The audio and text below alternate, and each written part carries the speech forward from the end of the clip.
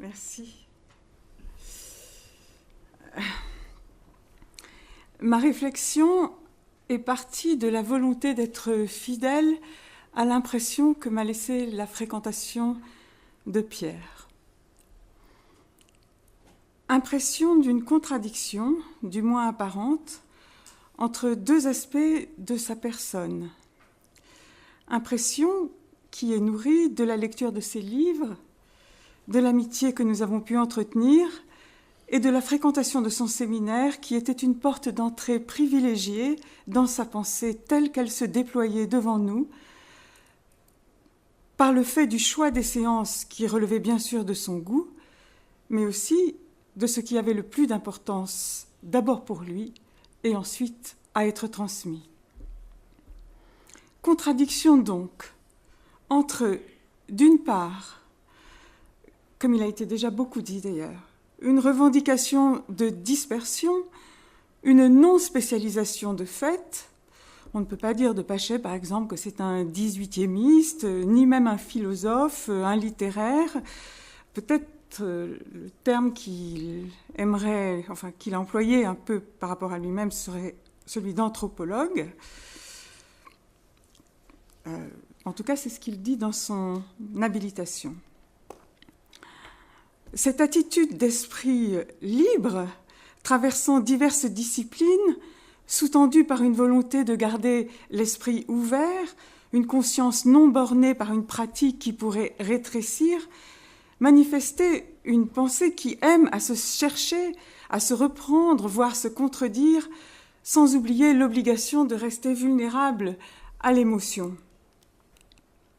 Et cependant, d'autre part, quelque chose émanait de sa personne et émane toujours de son œuvre, une assurance, une fermeté, et finalement, en apparente contradiction avec sa volonté affichée de dispersion, une convergence remarquable entre ses ouvrages et ses divers secteurs, pardonnez ce mot vulgaire, de sa vie de lecteur et d'écrivain, de professeur, sa vie dans le monde, privé et social, et sa vie morale. Car malgré sa discrétion à ce sujet, le peu qu'il en a dit, ne serait-ce que dans le cadre du séminaire, permet d'en avoir une idée. Pierre Pachet, dans sa vie, comme dans ses écrits, me donnait l'impression de s'en tenir à des règles, en un mot, de conduire sa vie selon des convictions inébranlables. Alors, quid de cette nécessité de désorientation sur laquelle il revient si souvent ? La désorientation ne serait-elle qu'un moyen de mieux revenir à ce qui, une fois pour toutes, a été perçu par un individu comme essentiel ? Certainement non. Pour essayer de comprendre ce que me dit Pierre Pachet à travers cette contradiction que je veux oser penser, je vais partir d'une citation qui renvoie au titre choisi pour cette communication, donc Pierre Pachet et l'exercice du jugement. Le jugement n'est pas le penchant à juger à tout propos de façon péremptoire, c'est l'acceptation du présent comme moment de désorientation dans lequel il faut cependant s'orienter. C'est dans l'œuvre des jours, page 81-82.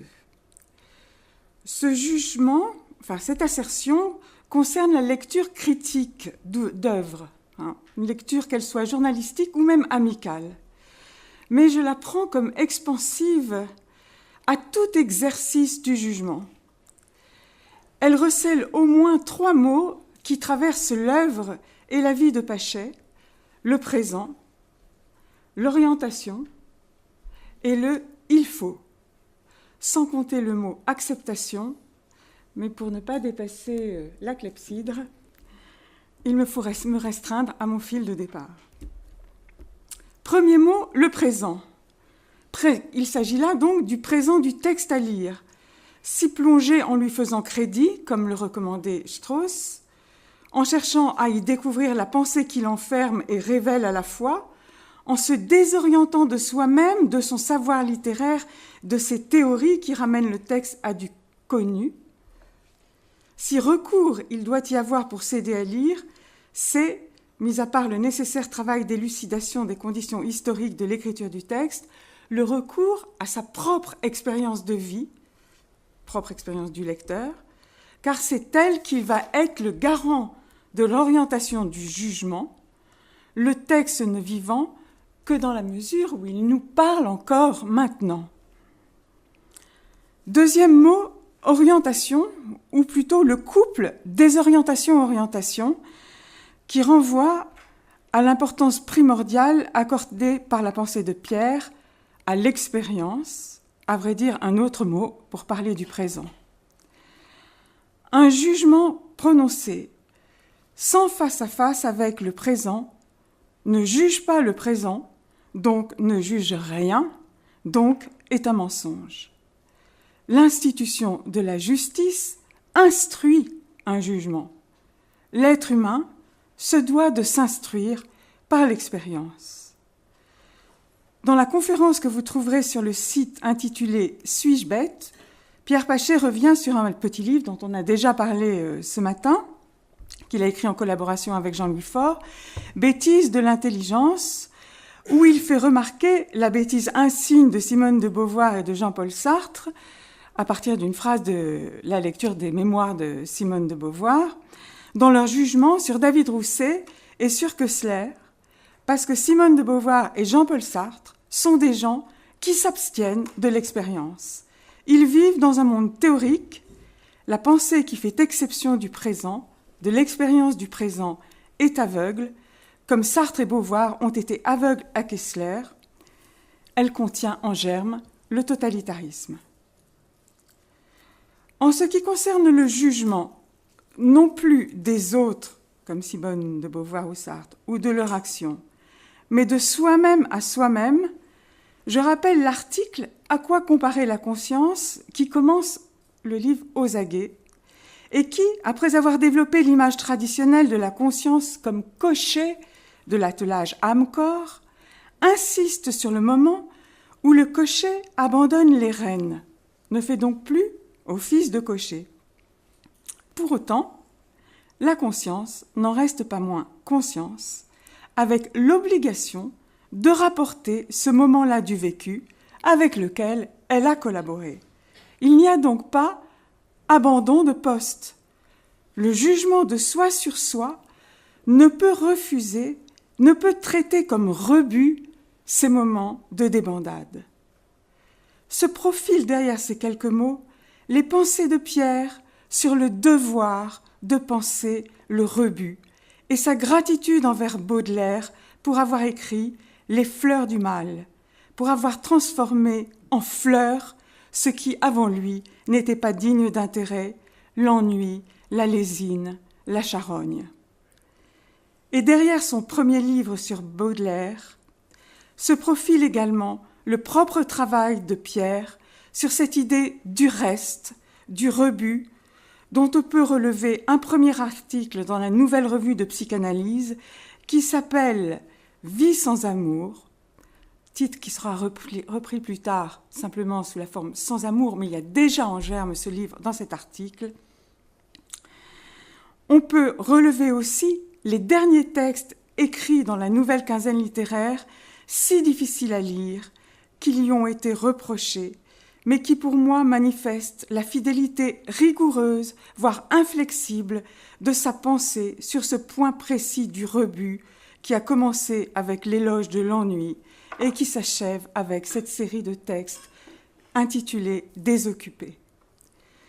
Que le jugement de soi à soi garde les yeux ouverts sur la dimension de rebut dans le présent, qu'il soit la dégradation de la vieillesse, de la maladie, de la solitude, marque à quel point Pierre faisait de sa vie l'expérience de sa pensée et prenait sa pensée avec le sérieux le plus profond qui consiste à y accorder sa vie.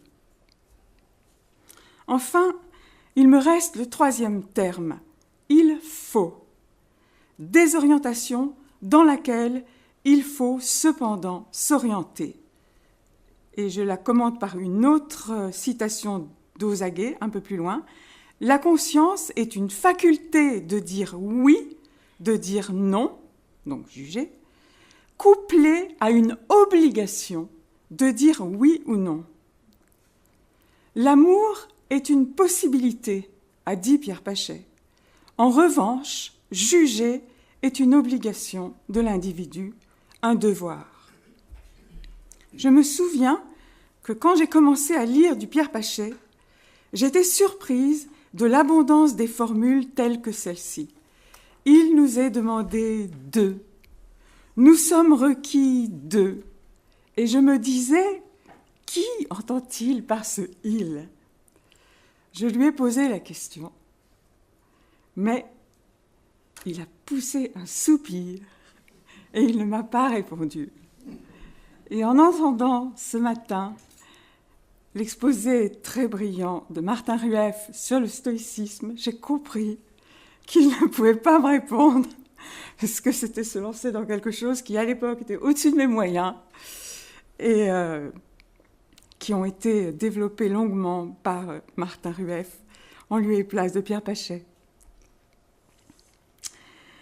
C'est par ce mot de « il faut » que je voudrais passer au versant contradictoire de cette obligation de la désorientation de l'expérience qu'on pourrait presque prendre pour une coquetterie, tant s'affirme de fois en fois, de livre en livre, d'étape en étape, la même direction de vie et de pensée dans l'individu Pierre Pachet.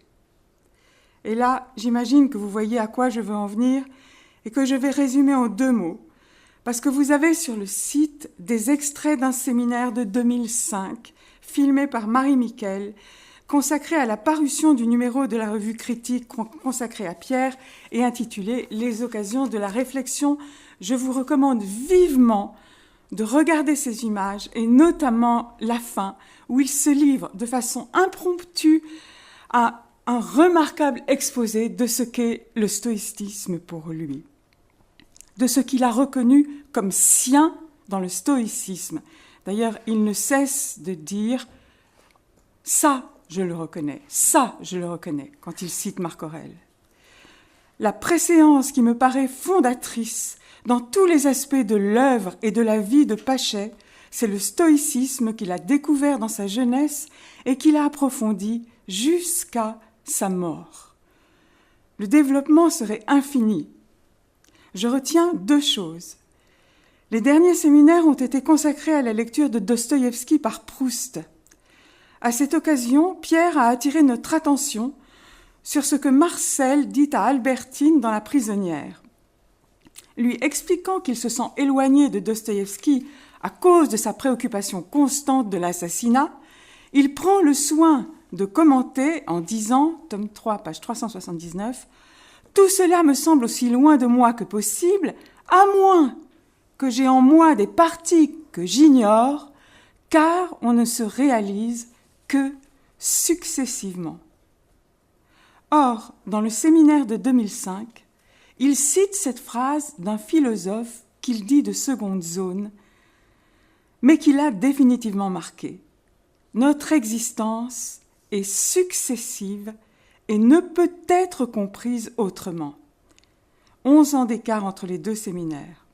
Un philosophe de 2e zone dont le nom est perdu à jamais parce qu'il ne figure pas dans les extraits de Marie Miquel, à moins que quelqu'un ici puisse me dire qui c'est. Je me suis demandé si c'était pas Goldschmidt, mais pas sûr. Et Marcel Proust. Je retiendrai, pour nourrir le couple désorientation-orientation, cette idée de successivité qui est une des conditions de la réalisation de notre moi, selon Proust.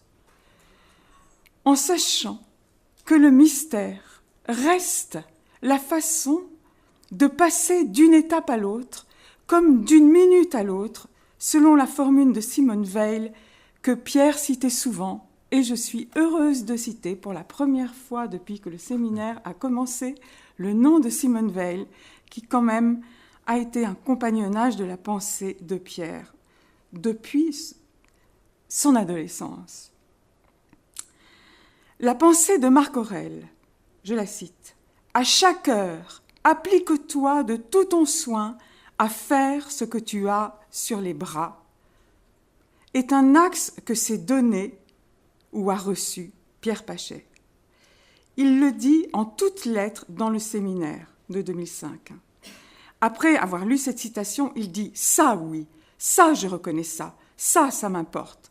Moi, je sais pourquoi au moins, dit-il. » Vous verrez les commentaires. Sa vie est comme un exemple d'étapes successives, choisies ou imposées par le destin, à laquelle il s'efforce de donner son assentiment, et dont, dans le séminaire, il note comme dans une assise jusqu'à quel point cet assentiment peut être douloureux. Et il faut aller, à mon avis, jusqu'à penser au grand désastre du XXe siècle. Je ne peux pas m'empêcher de penser à quel point, nous citant Proust dans son dernier séminaire, qu'il ne savait pas être le dernier, il pouvait penser à sa propre expérience. On ne se réalise que successivement. Il a été un époux très conjugal, un professeur qui a pris au plus haut sens ce que c'était d'enseigner, sans chercher à avoir une cour de disciples, et en donnant, comme il le dit au début du séminaire de la rue d'Ulm sur Simone Veil, le plus difficile à ceux qu'on aime. Un veuf qui a cherché presque avec méthode à vivre toutes les rencontres que lui permettait sa solitude. Un malade qui a cohabité avec sa maladie en écrivant des articles comme Tâtonner, boutonner ou Désoccupé. Et quelqu'un qui a vu la mort s'approcher et qui a continué jusqu'au dernier jour à nager comme le fameux nageur de Simone Veil lâché en plein océan et qui continue néanmoins à nager. Je rappelle que Pierre a reçu ses amis jusqu'à la fin. Je l'ai vu à dîner l'avant-veille de sa mort. Il a déjeuné le lendemain avec Emmanuel Carrère et le soir, il allait à la première d'un film de son ami Bonitzer. Pour conclure sur le jugement, je témoigne ne pas être la seule à manquer du jugement de Pierre Paché sur un livre, sur une action à entreprendre, sur Emmanuel Macron ou sur l'évolution de la Chine. On avait besoin de savoir ce qu'il pensait, non pas tant pour être guidé dans sa propre pensée, mais parce qu'on sentait le poids d'une vie et qu'on avait envie de trouver en nous aussi le point où le savoir et la vie s'enrichissent mutuellement pour mieux conduire son existence. Et si vous me permettez, comme Pierre Paché a été avant tout un immense amoureux de la littérature, je voudrais lire un passage de La prisonnière de Proust sur lequel il a attiré notre attention dans un des 3 derniers séminaires qu'il a fait sur Proust. Je ne les ai pas tous réécoutés pour savoir dans lequel c'est. Mais il s'agit du tout début de la prison, enfin du tout début, des quelques premières, c'est dans la page 12, édition de la Pléiade de 1954, de La prisonnière. Aussi, pour commencer la matinée, je ne la faisais pas tout de suite appeler, il s'agit d'Albertine, surtout s'il faisait beau. Pendant quelques instants, et sachant qu'il me rendait plus heureux qu'elle, je restais d'abord en tête-à-tête avec le petit personnage intérieur, salueur chantant du soleil, et dont j'ai déjà parlé. De ceux qui composent notre individu, ce ne sont pas les plus apparents qui nous sont les plus essentiels. En moi, quand la maladie aura fini de les jeter l'un après l'autre par terre, il en restera encore 2 ou 3 qui auront la vie plus dure que les autres, notamment un certain philosophe qui n'est heureux que quand il a découvert entre 2 œuvres, entre 2 sensations, une partie commune.